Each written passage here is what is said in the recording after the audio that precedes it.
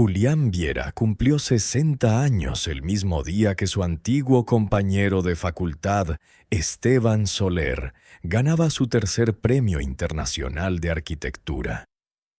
Mientras los titulares de la sección de cultura celebraban la línea orgánica y revolucionaria de Soler, Julián sostenía un compás desgastado en su estudio de 8 metros cuadrados, donde el olor a papel rancio y café frío era el único testigo de su existencia profesional.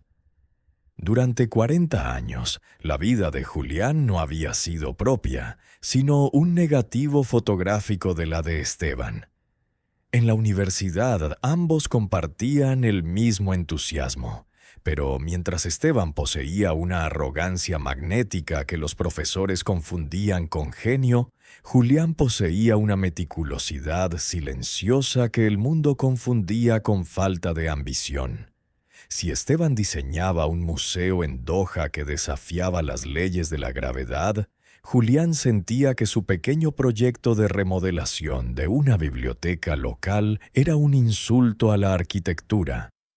Cada vez que abría una revista especializada y veía el rostro bronceado de su antiguo amigo en alguna gala en Milán, Julián analizaba sus propias arrugas en el espejo, buscando el rastro de un talento que, según su juicio distorsionado, simplemente se había equivocado de dirección al nacer.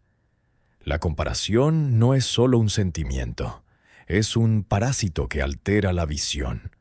Julián ya no veía sus edificios por lo que eran, espacios dignos, habitables y honestos, sino por lo que no eran.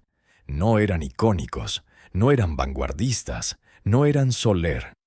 Esa mañana de octubre, con el peso de los 60 años sobre los hombros, Julián recibió una llamada. Era la señora Elena, una viuda de carácter firme que poseía una de las últimas casonas señoriales en las afueras de la ciudad.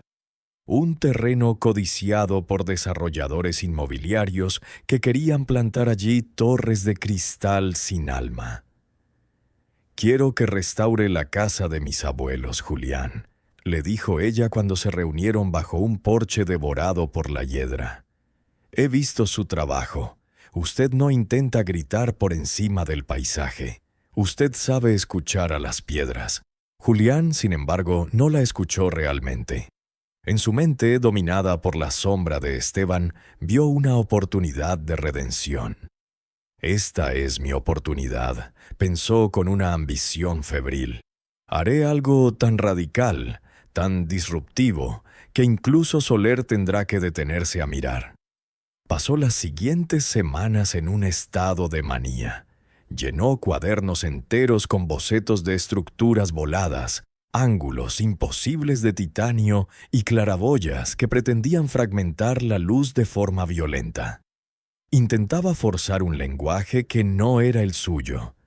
Cada plano que trazaba se sentía como una mentira, como un hombre de campo intentando recitar poesía simbolista francesa en un idioma que no domina. La casa, con sus muros de piedra maciza y sus vigas de roble, parecía resistirse a sus dibujos. Los planos no encajaban. Las medidas fallaban y la armonía se escapaba entre sus dedos como arena fina. Un martes de lluvia intensa, Julián se quedó solo en la casona vacía. La humedad del bosque cercano se filtraba por las grietas, y el silencio era tan denso que podía oír sus propios latidos. Estaba agotado. Se sentó en el suelo polvoriento del gran salón, rodeado de sus bocetos rechazados, y por primera vez en décadas se permitió llorar. No era un llanto dramático, sino una exhalación de derrota. «¿Por qué no puedo tener su mano?», sollozó refiriéndose a Esteban. «¿Por qué mi trazo es tan simple?». «Porque la simplicidad es el último peldaño de la sabiduría, y usted tiene miedo de subirlo», dijo una voz desde la puerta. Era Elena. Traía un termo con té y 2 tazas de loza.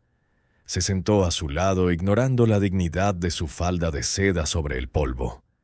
«Sabe, Julián», continuó ella mientras servía el té, Mi padre plantó este jardín con pinos comunes.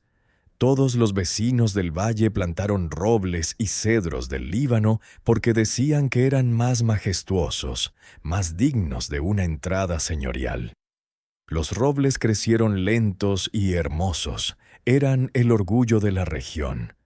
Pero en la gran tormenta del 82, esos árboles tan rígidos y soberbios se quebraron bajo el peso del viento helado, destrozando los techos de las casas colindantes. Mis pinos, en cambio, se doblaron. Sus ramas son flexibles, su madera es humilde. No fueron los más admirados en las postales, pero fueron los únicos que protegieron mi hogar cuando el mundo se caía a pedazos. Julián miró los pinos a través del ventanal empañado. Eran nudosos, comunes, resistentes. No pretendían ser robles. Simplemente eran pinos, y en su pineidad residía su perfección. Esa noche Julián hizo algo que nunca había tenido el valor de hacer. Vació su mesa de trabajo. Enrolló los diseños vanguardistas que imitaban a Soler y los dejó en un rincón. Luego tomó un lápiz blando y empezó a dibujar desde el estómago, no desde el ego. Se olvidó de las revistas, de los críticos de arte de la capital y de la mirada imaginaria de su antiguo colega. Se preguntó, ¿qué necesita esta casa? ¿Qué necesita Elena? Empezó a diseñar basándose en su propia naturaleza. La sobriedad, el respeto por la luz cenital, la calidez de la madera local y la acústica que permite que una conversación se mantenga privada. Trabajó con una alegría que no conocía desde que era un estudiante antes de ser contaminado por la envidia. Ya no era una competencia contra Esteban, era una conversación con la materia. La obra duró 6 meses. Julián estuvo allí cada día, hablando con los carpinteros, eligiendo personalmente cada piedra, supervisando el ángulo de cada ventana para que el sol de invierno calentara las baldosas de barro sin deslumbrar.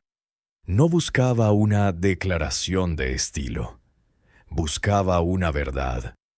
La inauguración no fue una fiesta de gala. Fue una cena sencilla con Elena y sus nietos. La casa no parecía nueva. Parecía que siempre hubiera estado allí, pero ahora respiraba con una claridad renovada. La luz dorada entraba por la ventana del salón justo a las 5 de la tarde, iluminando el rincón de lectura exactamente como la anciana lo necesitaba para su vista cansada. Un año después, la vida, que tiene un sentido del humor literario, hizo que Julián coincidiera con Esteban Soler en la recepción de un colegio de arquitectos. Esteban estaba rodeado de jóvenes admiradores, pero su rostro se veía gris, surcado por las ojeras de quien vive bajo el látigo de la tendencia constante. Al ver a Julián, Esteban se apartó del grupo y lo saludó con un abrazo que se sintió más pesado de lo habitual. «He visto las fotos de la casa de las afueras, la de la señora Elena», dijo Esteban, y por primera vez en 40 años su voz no tenía ese tono de condescendencia. «Julián, es perfecta. Lograste algo que yo ya no sé cómo hacer». Julián se quedó perplejo. «¿A qué te refieres?». Esteban suspiró mirando su copa de champán como si fuera veneno. «He pasado la vida construyendo monumentos a mi propio nombre. Mis edificios son famosos, sí, pero nadie se siente en casa en ellos. Son fríos, son trofeos de cristal. Tu casa, en cambio, tiene alma. A veces envidio tu libertad, Julián. Tú no tienes que ser el gran Soler cada mañana. Tú solo tienes que ser tú». Julián sonrió. Por primera vez no sintió el habitual pinchazo de amargura ni el deseo de compararse. Sintió una profunda paz, casi una forma de caridad hacia el hombre que antes consideraba un gigante. «No es libertad, Esteban», respondió Julián con una voz firme y tranquila. «Es solo que finalmente dejé de intentar habitar en los planos de otros. He descubierto que mi propia casa, aunque sea pequeña, es el único lugar donde realmente puedo estar de pie. Al salir del evento, Julián caminó bajo la lluvia de la ciudad. No se sintió pequeño entre los rascacielos. Se sintió sólido. Comprendió que la madurez literaria y la vida misma no consiste en escribir la epopeya más grande, sino en escribir la palabra exacta en el momento preciso. Julián Viera ya no era el arquitecto que no era Soler. Era simplemente Julián Viera. Y eso, después de 60 años, era más que suficiente.